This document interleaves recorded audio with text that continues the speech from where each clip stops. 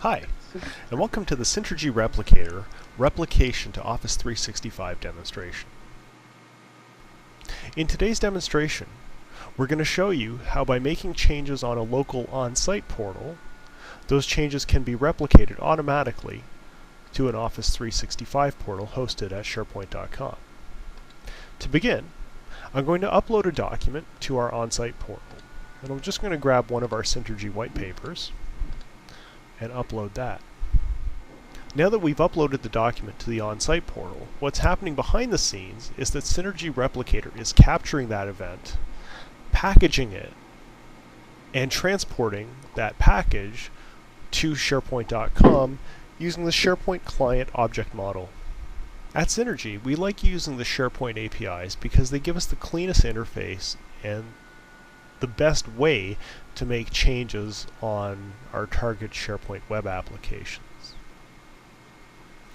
If I go over to our Office 365 portal now and reload this same home page, we can see that that document we uploaded earlier has been replicated.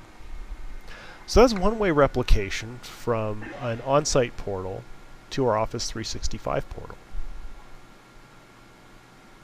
At Syntergy, we also have a desktop tool named Syntergy Connect for Replicator, which can also be used to monitor and maintain your SharePoint farms throughout your network.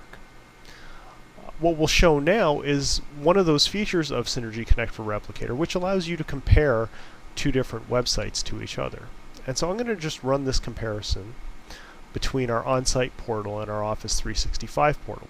What this comparison will do is it'll essentially crawl through both websites looking for structure and content and property changes that are different between the two websites. Now that the comparison is complete, we can visually see the differences between our two SharePoint websites. On the Office 365 portal, we can see that we do have some libraries for site assets and site pages, which makes sense because we weren't able to upload images used on our websites to the file system where SharePoint is hosted, and so those were located in a new library called Site Assets. We also see that we have an extra announcement on the on-site portal that does not exist on the Office 365 portal. So now as an administrator, we can determine that this difference is okay. It was probably an item that was added before we installed and configured Replicator. In this case, I'm actually going to select the announcements list and queue it because really I want my two portals to be in sync. And so I'm just going to simply click the Queue to Write button, which will queue that announcement to the Office 365 portal.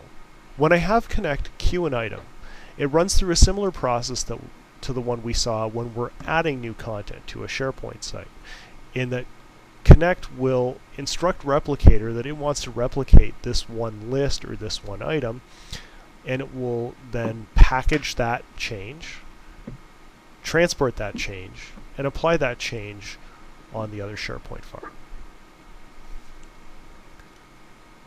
What I can do now is if I go back to our Office 365 portal, load that announcements list, and we'll see that that list item that we queued has been replicated.